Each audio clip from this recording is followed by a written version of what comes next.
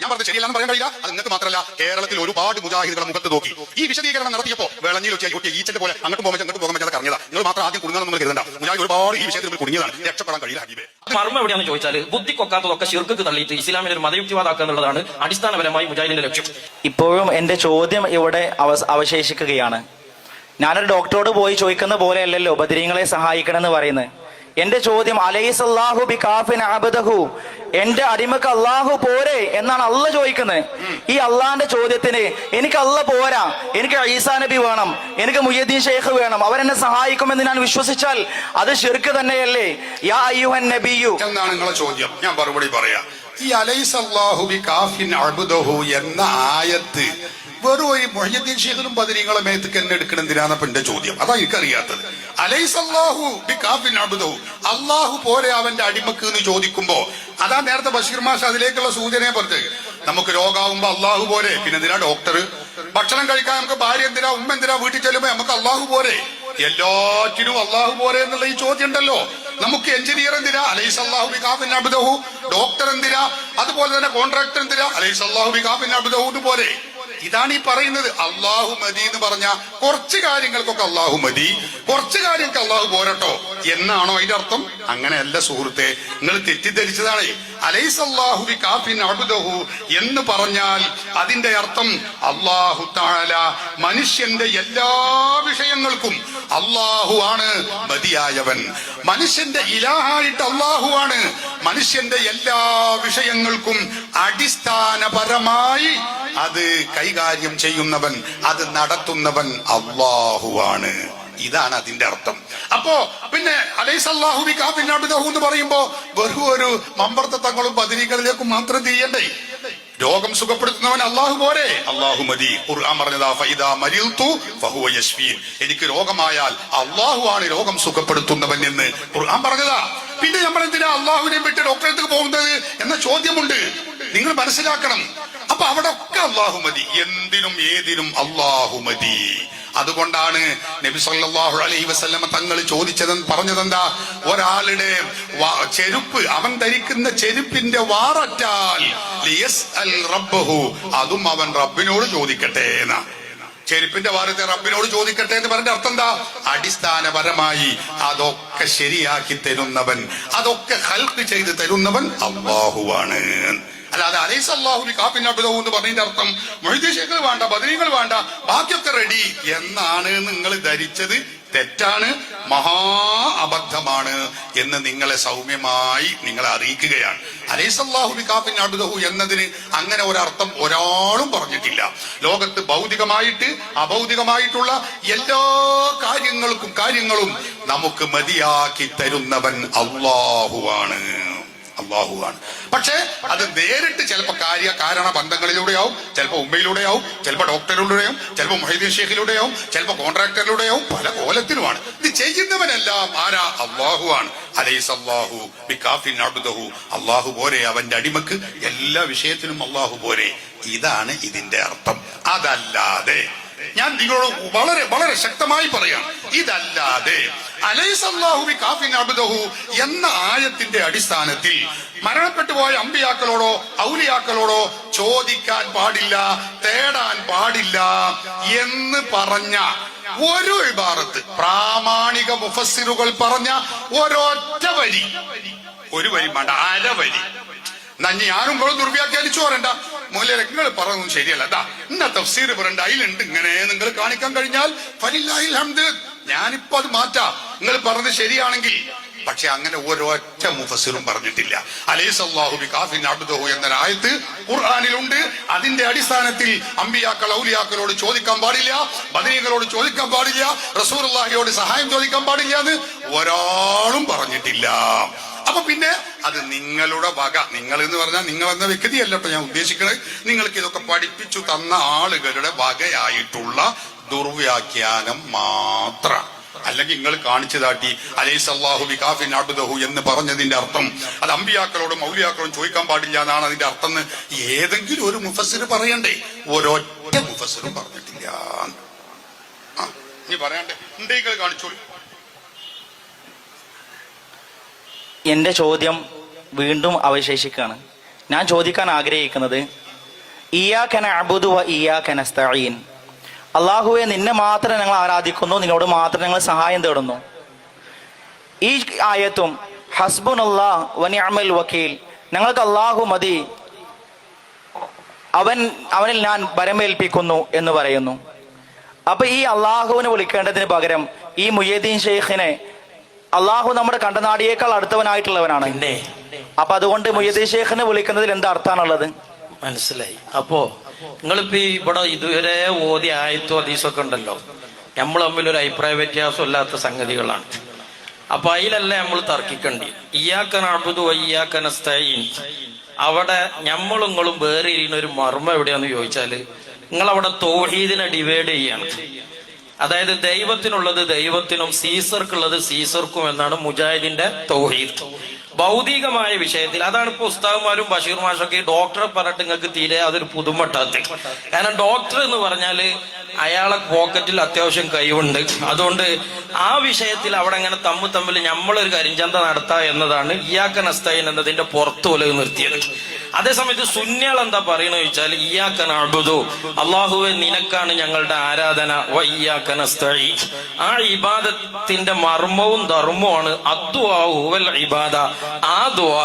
അതുകൊണ്ട് ആ ദുആ പഠിച്ചോനെ നിന്നോട് മാത്രമേ ഞങ്ങൾ നടത്തുള്ളൂ. അത് ഉപ്പ് മുതൽ കർപ്പൂരം വരെ, ശിരസ് മുതൽ കാൽപാദം വരെ മനുഷ്യ ജീവിതത്തെ സ്പർശിക്കുന്ന ഭൗതികവും അഭൗതികവുമായ എല്ലാ കാര്യത്തിലും എന്നാണ് ഞങ്ങളെ വിശ്വാസം.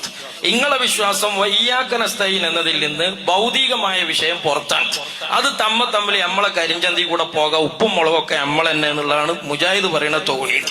അവിടെയാണ് യഥാർത്ഥത്തിൽ നമ്മളെ പ്രശ്നമുള്ളത്. അതിന്റെ മർമ്മം എവിടെയാന്ന് ചോദിച്ചാല്, ബുദ്ധിക്കൊക്കാത്തതൊക്കെ ശിർക്ക് തള്ളിയിട്ട് ഇസ്ലാമിനെ ഒരു മതയുക്തിവാദാക്കുക എന്നുള്ളതാണ് അടിസ്ഥാനപരമായി മുജാഹിദിന്റെ ലക്ഷ്യം. അങ്ങനെ മുജാഹിദ് ആശയം വരാനുള്ള കാരണം ഇത് കൊണ്ടുവന്നത് ഈജിപ്തിൽ നിന്നാണ്. അതിന്റെ നേതാവ് റഷീദുരിളയാണ്. അബ്ദുസ്സലാം സുല്ലമി അൽ ഇസ്ലാഹിൽ പറയുന്നുണ്ട്, ഇയ്യാക നഅ്ബുദു എന്ന ഇബാദത്തിന് മുജാഹിദ് പ്രസ്ഥാനം ഇവിടെ പരിചയപ്പെടുത്തുന്ന ഇസ്തിഗാസ ഇയ്യാക നസ്തഈന്റെ ഉള്ളിലും ഉപ്പും മുളകും തേടുന്നത് പുറത്തുവാക്കിയാണ്ടുള്ള ഒരു നിർവചനമുണ്ട്. ആ നിർവചനം ലോകത്ത് ആദ്യം പറഞ്ഞത് റഷീദിരിളയാണ്. ഈ റഷീദിരിള ആരാന്ന് ചോദിച്ചാൽ, അള്ളാന്റെ ഖുർആനിൽ കുറച്ച് എക്സ്ട്രാ ഫിറ്റിങ്സ് ഉണ്ട് എന്ന് പറയുന്ന ആളാണ്. മൊഹിദ്ദീമാലിൽ നിങ്ങൾ എക്സ്ട്രാ ഫിറ്റിങ്സ് ഉണ്ട് എന്ന് പറയുന്ന മാതിരി അത് മൂക്കുമ്പോഴാണ് റഷീദിലേക്ക് എത്തുക. അപ്പൊ മുഅ്ജിസത്ത് കറാമത്തിനെ ഉൾക്കൊള്ളാൻ കഴിയാത്തത് കൊണ്ട് അതുമായി ബന്ധപ്പെട്ട വ്യവഹാരങ്ങളായ ഇസ്തിഗാസയെ ശിർക്കാക്കാൻ വേണ്ടി ഇയ്യാക നസ്തഈൻ എന്നതിനെ ഡിവൈഡ് ചെയ്തു. അവിടെയാണ് പ്രശ്നം. അല്ലാതെ അതോ റബ്ബിയിലോ അല്ലാത്ത വിഷയത്തിലൊന്നും നമ്മൾ തമ്മിൽ പ്രശ്നമല്ല. മാത്രമല്ല, നിങ്ങളിപ്പോ ഈ ഗുരുവായൂരപ്പനെയും കന്യാമറിയമ്മിനെ കൂടെ പറയണ്ടേ, അതിപ്പോ ഞമ്മക്ക് തന്നെ അറിയാം. ഈ കന്യാമറിയമ്മിനെ വിളിച്ചണ ആൾക്കാരായിട്ട് ഞങ്ങളോടുള്ള മഹബത്ത് നിങ്ങൾക്ക് ഓരോട് ഉണ്ടാവില്ല എന്നുള്ളത്. അതാണ് തഞ്ചം കിട്ടിയ ഞങ്ങൾ സുന്നി കുട്ടികളെ കെട്ടും. പക്ഷെ കന്യാമറിയമ്മിനെ വിളിച്ചണ ഒരാളെ പെൺകുട്ടികളെ ഇതുവരെ ഒരു മുജാഹിദും കെട്ടിയ ഞമ്മക്ക് അറിയില്ല. അപ്പൊ നിങ്ങളെ മനസ്സിൽ തന്നെ ഉണ്ടത് ആനയും അണ്ണാനും തമ്മിലുള്ള വ്യത്യാസം ഉണ്ട് എന്നുള്ളത്. പിന്നെ വെറുതെ അതിന് തർക്കിച്ചാണ്. അപ്പൊ കന്യാമറിയമ്മ വേറെയാണ്, ഞമ്മക്ക് മറിയം ബീവിയാണ്. യേശു ക്രിസ്തു വേറെയാണ്, ഞമ്മക്ക് ഈസാ നബിയാണ്.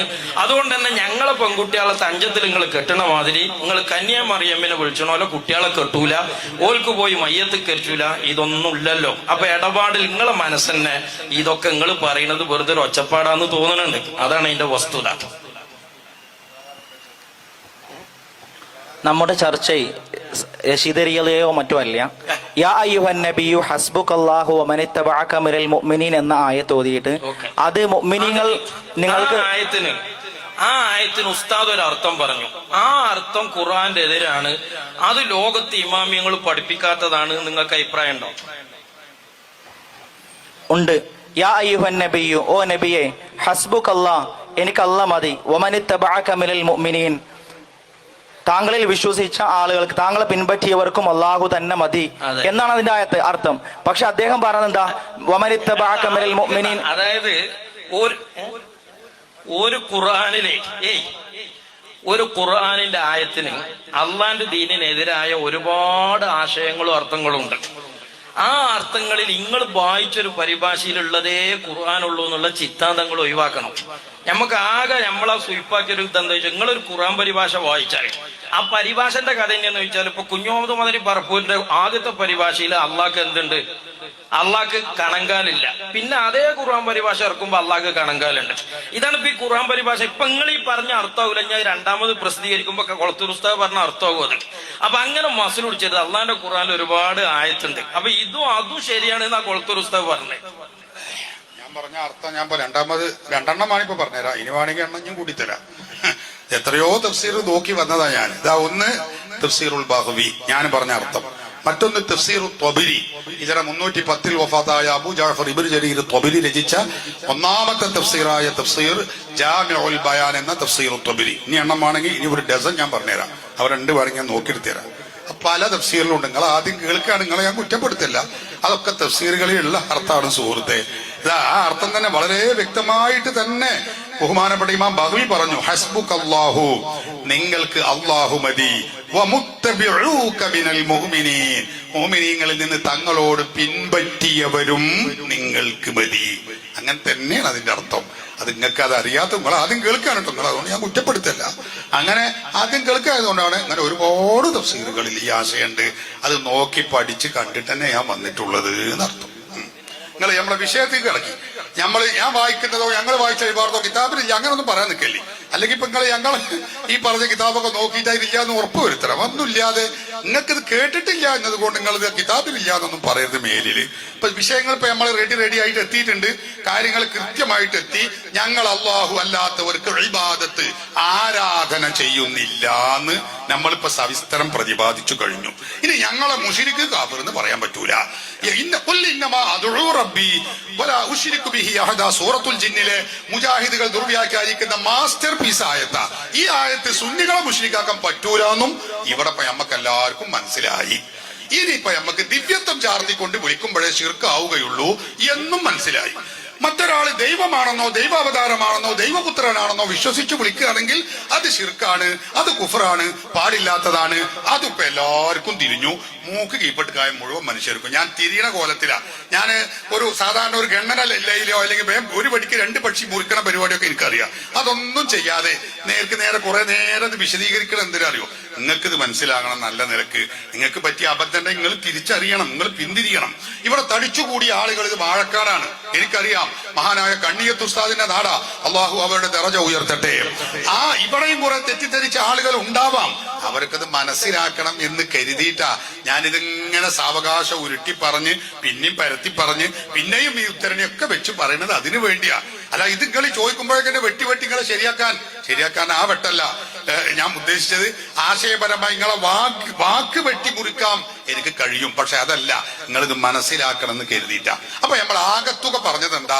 ആരാധന അള്ളാഹുവിന് മാത്രമേ പറ്റുള്ളൂ. അതിൽ സുന്നികളും ഇത്തിഫാഖ് യോജിപ്പുണ്ട്, അതുപോലെ മുജാഹിദുകളും അങ്ങനെ തന്നെയാണ് പറയുന്നത്.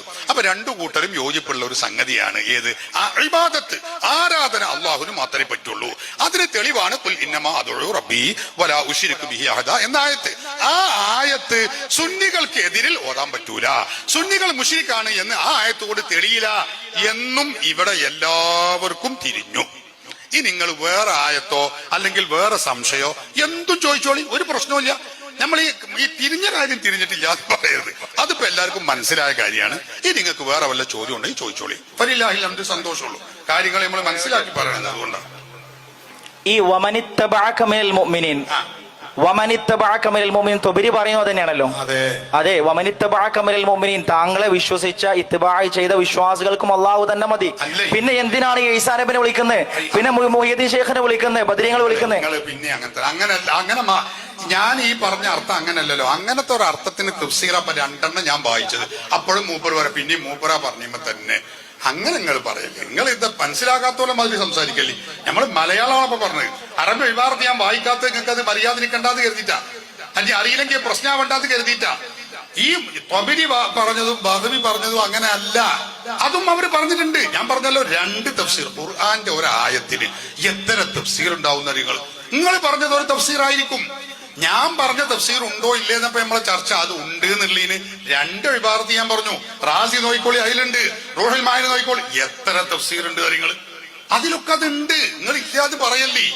നിങ്ങളത് ആദ്യം കേൾക്കുകയാണെന്ന് കരുതിയിട്ട് നിങ്ങളത് ആദ്യം അത്ഭുതമായി അങ്ങനെ ഞെട്ടരുത്. നിങ്ങൾ ഒന്നും അബദ്ധം സംഭവിക്കരുത്. ഒന്നും അങ്ങനൊക്കെ ഖുർആനിന്റെ മുഫസ്സിറുകളെ പറഞ്ഞിട്ടുണ്ട്. അതുകൊണ്ട് ഇപ്പൊ നമ്മളെ വിഷയത്തിന് എന്താ ഇപ്പൊ വരിക? നിങ്ങളത് അറിയാത്തതല്ലേ? അറിയാത്ത കാര്യം അറിയുമ്പോ അറിഞ്ഞോന്ന് മനസ്സിലാക്കുക, അതാണ് വേണ്ടത്. അപ്പൊ ചുരുക്കത്തിൽ ആരാധന അള്ളാഹുവിന് മാത്രമേ പറ്റുള്ളൂ. അള്ളാഹു അല്ലാത്തവർക്ക് ആരാധന പറ്റില്ല. അതന്നെയാണ് സുന്നികൾ പറയുന്നത്, മുജാഹിദും പറയുന്നത്, അങ്ങനെയാണ് ഞങ്ങൾ പറയുന്നത്. എങ്കിൽ രണ്ടു കൂട്ടർ ഇത്തിഫാക്കാണ്. അതിന് കുല്ലിന്നമാ അദഉ റബ്ബി എന്ന ആയത്ത് മുജാഹിദുകൾ സുന്നികൾ മുശ്രിക്കാണ് എന്ന് പറയാൻ ഈ ആയത്ത് തെളിവല്ല. അത് സുന്നികൾക്കാണ് തെളിവ്. അള്ളാഹുവിന് മാത്രമേ ഇബാദത്ത് ചെയ്യാവൂ. ഇതാ ഞങ്ങൾ പറഞ്ഞതിന്റെ ആകത്തുക. ഇത് തഫ്സീർ മാത്രല്ല, ഞാൻ പറഞ്ഞത് മുജാഹിദുകൾ അൽമനാർ വായിച്ചു, വിചിന്തനം വായിച്ചു, KNMന്റെ ബുക്ക് വായിച്ചു. എല്ലാ ബുക്കും ഞാൻ പ്രസിദ്ധീകരണം ഇവിടെ വായിച്ചിട്ടും ഉണ്ട്. അപ്പൊ അതുകൊണ്ട് അതിന് ഒരു പൊടിയില്ല. അതിലൊന്നും നിങ്ങൾക്ക് ചോദിക്കാനും കഴിയില്ല, അതിനെ പൊളിക്കാനും കഴിയില്ല. ഞാൻ പറഞ്ഞത് ശരിയല്ല എന്നും പറയാൻ കഴിയില്ല. അത് നിങ്ങൾക്ക് മാത്രല്ല, കേരളത്തിൽ ഒരുപാട് മുജാഹിദുകളെ മുഖത്ത് നോക്കി ഈ വിശദീകരണം നടത്തിയപ്പോ വിളഞ്ഞിൽ ഒട്ടിയ ഈച്ചന്റെ പോലെ അങ്ങോട്ടും പോകാൻ പറ്റുക അങ്ങോട്ടും പോകാൻ പറ്റാതൊക്കെ ഇറങ്ങിയതാ. നിങ്ങൾ മാത്രം ആദ്യം കുടുങ്ങാന്നൊന്നും നിങ്ങൾ കരുതണ്ട. മുജാഹിദ് ഒരുപാട് ഈ വിഷയത്തിന് മുമ്പിൽ കുടുങ്ങിയതാണ്. രക്ഷപ്പെടാൻ കഴിയില്ല ഹബീബെ. അത് അവരെ പറഞ്ഞിട്ട് കാര്യമില്ല. അവരുടെ ആശയത്തിന്റെ ആദർശത്തിന്റെ എന്താ പറയുക, ദുർബലതയാണ്. അത്രേ പറയാനുള്ളൂ. നിങ്ങൾ എന്നെ ചോദിക്കണ്ട, കൊയങ്ങാണി വേറെ ആൾ ചോദിച്ചോളി, ആർക്കും ചോദിക്കാം.